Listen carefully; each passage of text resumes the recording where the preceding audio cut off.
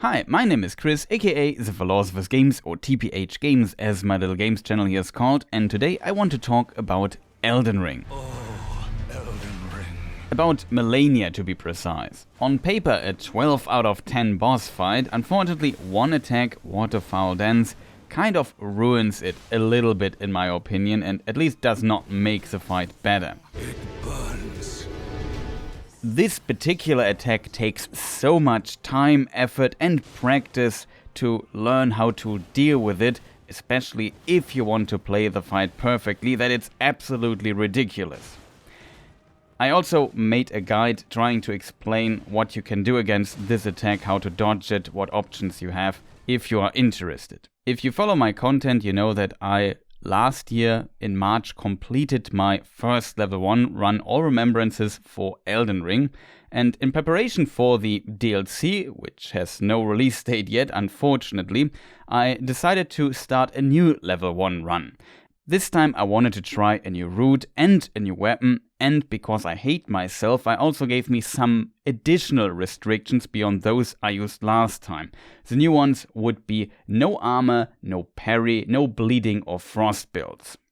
In addition, for the most part, I would stick to a very specific weapon for this new run, which would be the Ornamental straight sword, which is the first weapon you can find in the game. And of course the old restrictions still apply too, so no summons or ashes in combat, no offensive magic, no shields beyond using shields for buffs, and I think that's basically it. Fighting Malenia in my first level 1 run, I almost died a few times because due to using a Great Rune and also some armor, she had like a couple of attacks that would not one-shot me, so I could be a bit sloppy here and there. And back in the day I thought to myself, I need to revisit this fight at some point and defeat her without taking any damage. And so I added this additional restriction to the list: I have to defeat her without taking any damage. And what I learned in this, I want to share with people. Maybe it helps you a little bit fighting this particular boss. I can already spoil, it was a long grind getting there. So that was a long introduction. Let us start with the fight and I give you the complete fight unedited. I think a very simple consideration for a level 1 run is that if a boss fight is shorter, it is better for you. Because if it's longer, you have more time to make mistakes, especially in those late game fights where basically every attack one-shots you. And that brings us to some buffs that you often see being used. You have to keep in mind that some buffs can override each other, and these buffs here that I use don't override each other. There's some other buffs I could have used in addition, but that is what I usually stick to, which is a Flask of Wondrous Physique with extra, like 10 extra Dexterity and 10 extra Strength for 3 minutes. Golden Vow, which gives you 10% roundabout more damage, but also I think 30% more defense, but I don't care about the defense. It's a pretty decent buff and you can get it very easily early in the game. And also Flame Grammy Strength gives you 20% more damage for 30 seconds, very powerful. If I buff up my Ornamental straight swords, they give me, in this particular boss fight, around about 26 additional damage per hit. It's not that much, but it's definitely nice to have. And with this I get round about 600 to 700 damage per hit. Malenia has this hit stun mechanic going on. And that means you hit her and she flinches. She is stunned for a very short moment. You can even abort some of her attacks hitting her. And this is something you can definitely use in this fight. However, she also has some attacks that have so-called Hyperarmor or armor. I think that's a fighting game term. And in these moves she won't flinch when you attack her. As a result, if you want to play her perfectly without getting hit, you have to learn which attacks are Hyperarmor attacks and which are not. Because if you hit, for example, 2 times into a Hyperarmor attack, you most likely will get hit because the attack won't abort. That is different for attacks that are not Hyperarmor, moves where with a decently fast weapon you can safely attack 2 times and get away with it. This is a very important basic concept of the fight that you need to understand, especially if you don't want to get hit. On top of that, you of course also have to consider your stamina bar all the time, because she has some long attack combos and there you need to dodge a few times. As a result, you also need a bit of stamina left to make those dodges, else you are simply dead.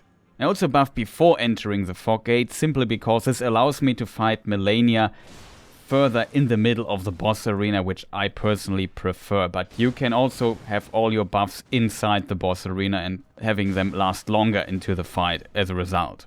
I think fighting Malenia is a lot about split-second decision-making when you at least don't want to get hit. And you have to consistently decide how many times do I attack, do I back off, where do I roll, do I get more aggressive, do I get more passive, and so on. And in phase 1 you can dictate kind of the pace of the fight, and sometimes she tries to dictate it herself, but you have a lot of control. This changes in phase 2 though quite a bit. Here she starts like with a kick, it's an armor move. You can just walk back so it doesn't hit you and then punish it very safely. That's what I recommend. If you're close like that, as close as I am, you maybe should roll, but in phase 2 I will do this much better. Her thrust dash attack is really good. You can usually punish it very easily, and I roll with into the dash direction of her, so when I'm out of my roll I can right attack her. She gives us a really good pattern here, and we can get our visceral attack, our critical finisher here. And you can buff your weapon when she stands up and even hit her at least once when she gets up, in theory even twice, but I want to play it safe here, maybe also for stamina reasons. And sometimes when she dashes several times like this, she can do Waterfowl Dance, which is the attack we would expect soon. But she does this attack, which is fantastic. You can get like 3 hits in initially with this weapon, and when she lands 2 additional, so it's 5 hits. It's a lot of damage you can get. This is kind of the best attacks for you, and always celebrate when she does it. However, Waterfowl Dance she does usually at 60% health roundabout. It's very likely that she does it and at around about 40 a second time. Here now, very late in the fight, she does it for the first time, and I have to dodge at close range. And that looks easy, but I can tell you it's really tough. Another thing I definitely want to mention are her side dashes. She can dash to your left. That's a good dash. You can just wait till the dash ends and hit her one time. And she can dash to the right, where she does a counter attack. And this you can also punish, but it's very precise, so I never go for this, and recommend just don't do this. Here I throw these throwing knives to lure her back into the middle. This can, by the way, trigger a Waterfowl Dance. This spin attack there also very deadly if you are close, because her flying up also does damage to you, so be careful there. Now at the end of phase 1, she does another Waterfowl Dance here and surprises me quite a bit, but I still managed to dodge it, but it was a pretty close call. And then we are in phase 2, you probably have seen it multiple times. She always starts with the attack called Scarlet Aeonia, and you can just run past it. There's an invisible object in the middle that you kind of should not run against and get stuck or something. But yeah, you can just buff up and also get some damage out of it, but I played very safe here, so I just do go for one jump attack here at the end. Phase 2 is kind of different from phase 1, that she's very aggressive all the time pretty much, and she's kind of in the driver's seat, especially if you don't want to get hit, because of her kick. Her kick she can now use as a counter attack, and if you attack twice it will kill you or will hit you. It's a one shot for me, so I can't take the risk here. She also does a Waterfowl Dance at any time, or she can do a Waterfowl Dance at any time, as we see here. And you really have to be ready for those, else you are also either lucky or dead. However, due to the kick, we have the problem that I can only attack her once. However, because she often chains the kicks and attacks after each other, you can still get quite a bit of damage out of it if you play it clean. Here I could have attacked again, but in the past I ran out of stamina attacking her too many times, so I sometimes back off a little bit, even though more would have been in theory possible. A lot of things you learned in phase 1 you can use also here in this phase. She now gets a new attack, we see here, called, I think, Phantom Spirits or Spirit Phantoms, and I would recommend dodging it to the left. We come to this in a moment again. Here she does also sometimes fly up and does these AoE attacks. You can easily lose track here of the direction where to dodge, so be very careful when she flies up. And when she does a Waterfowl Dance, she does like a little, I call it a barrel roll or something like this. This is how you can differentiate this. Just goes for another Scarlet Ionia here, which is always time to buff up. I play those very, very safe, so I wait for a long time till I run into. If she is still standing up and you hit her, she won't get staggered, and you can go for a second hit safely. At least if you don't want to risk the counter hit. This attack where she flies up and does a second dash after it is really... I often get caught off guard by it because the timing, depending on your distance, changes a little bit. It's a strange attack. Sometimes it hits me. And now it all comes down to attacking. Here she does a forward dash spin thing. It's also an armor move. So you dodge through it, and then she can do a follow-up, but if you're not too far away, you can just hit her out of the follow-up all the time. So that's also a safe punish. Another Scarlet Ionia. Don't have mana left now. And now we come, basically to the end of the fight. Here I attack her, and I notice, I have very low stamina here. So I have to be very careful here that I back off a little bit. You definitely see how she can push your stamina on level 1 character pretty far down. And here she does another Spirit Phantoms. I roll everything to the left. After the third dodge, you have to instantly dodge the Spirit Phantom. And the benefit of dodging left is that one spirit completely misses you all the time, the 6-1. So that's an advantage. And then when she does her dash, I always go back to hit her one time. It's risky, you can also go left, then it's pretty safe to dodge it and very generous. Here she does another Waterfowl Dance though, and I was recovering and getting back a bit from the wall. As a result, I got lucky here and could do the long range dodge, which is very consistently to do. Like the long range dodge is something you can definitely do very reliably. The close range dodge is a different story though. And here at the end she does another Spirit Phantoms. Here we see me again dodging to the left. I hit her once, she does a counter attack, I go away and want to go away from the wall just to be safe. And now I know next hit kills, and she does a grab. And the grab is also safe to punish. I go for a jump attack to be really sure that she dies here.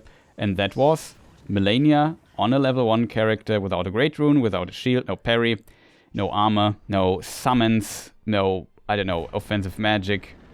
And without getting hit with using the Ornamental Straight Swords plus 10. So that was my try. Some more additional hints I can maybe give you. I try to play her as aggressive as I can on a level 1 character, considering that stamina is definitely a very limited resource in this regard. Especially if you consider that if you play her aggressive and roll into her attacks, she often answers in a very aggressive way as well, and often she has long combos and attack chains where you need a lot of stamina to dodge everything. So there's simply a limit what you can do on a level 1 character here. And so I have to back off at times just to be sure that I never run out of stamina there, which is insanely deadly against Malenia. Further, if you dodge into the attacks, I recommend dodging to her right or to, from your perspective, the left side, so where she holds her sword.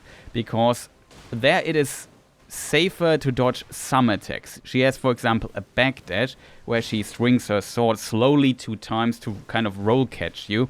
And this is very, very deadly, at least for me. I often got caught by this attack if I rolled to the right. It's a little bit safer if you dodge it to the left from your perspective. Further, she also has a backdash, which in my opinion is just also kind of the worst. It has a weird property.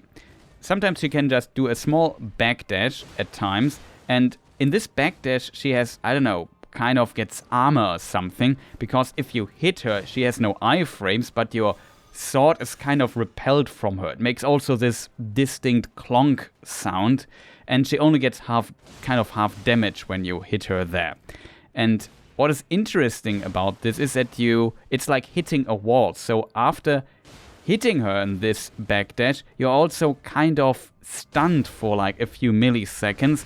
And if she follows up with her fastest possible attack, you are almost guaranteed getting hit, or in this case are dead then.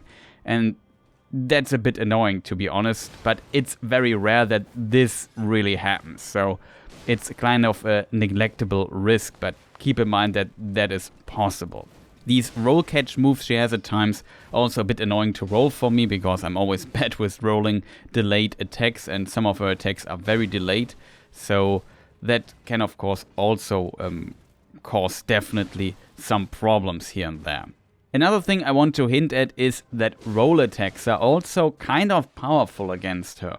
You can definitely use roll attacks to attack her out of certain follow-ups if you have the range. The reason why I don't go for those is because it's very risky due to my weapon having a very short range roll attack. And even though it covers a lot of area around my character, it doesn't go very far. So if I miss the attack and she does a follow-up, I'm dead. That's why I'm not going for this. If you play a Serpent Hunter, which has like a ton of range on the roll attack, then you can safely interrupt some of her attacks here. Also, if you play with parries, keep in mind that 3 parries will always result in a stagger, and then you can get this visceral or this riposte attacks that you can do to her. So that's also very powerful, and you can parry quite a few of her attacks relatively reliably, I found out, so that can be considered quite powerful. Speaking of shields, because to parry you most likely will use a small shield or something like that, you can also use, for example, the turtle shield and use Barricade on it, and then you can actually completely block the first part of Waterfowl Dance with it. You can even, when she flies up, pull out your shield, activate Barricade and hold the block button, and it's very reliable to dodge it. So if you have problems with Waterfowl Dance, I would say this is the safest way to block. It's not 100% block though, so we will get some damage and she will heal a little bit, but you are not dead, and that's, I think, very valuable if you struggle with this particular attack. In phase 2 she can do Waterfowl Dance as many times as she wants, even 2-3 times in a row. It's also possible that she does it 2 times in a row in phase 1, but it's very rare that this happens. It's also rare in second phase, but it's more likely to happen in second phase than in phase 1, I would say. Then she has some weird properties that seem more like bugs and not fully intended, to be honest, but maybe they are features. If you end phase 1 with like a critical finish, a visceral attack, Malenia won't die, even though you would actually kill her with this attack. She kind of is left with 1 HP after it, and you have to hit her another time. It can even happen that when you hit her too early while she gets up, she still will survive the hit, even though her HP bar is completely empty. So keep this in mind, that this can happen at the end of phase 1. Also, as another strange feature, I would call it, every boss and enemy in the game has like a poise bar. If you hit a boss with your weapon or an enemy, the poise is reduced. If it reaches 0, the enemy will stagger. Same with Malenia. However, when you reach 0 poise for Malenia while she's in an Hyperarmor move, she won't stagger. So she staggers then usually on the next hit. I think in early versions of the game she could even get a negative poise value, and then you could just, if you continued attacking her, it would just go more and more negative, but she would basically never stagger, which is kind of strange. Her poise also recovers after 6 seconds, and I think it's around about 80 poise, if I remember correctly. My weapon does like 6 poise damage per hit, and a heavy jump attack does 15. It's not that much. Other weapons can go to up to 30 poise damage per attack, but upgrading the weapon also doesn't really change how much poise damage you do. So what you can do to maybe manage her poise better in some of her long attacks, like at the end of Waterfowl Dance or her Scarlet Ionia, is throwing a throwing knife, and it does 1 poise damage only, but at least it resets a timer for her poise recovery. So that's also potentially a very nice trick that you could use, at least if you want to go for staggers.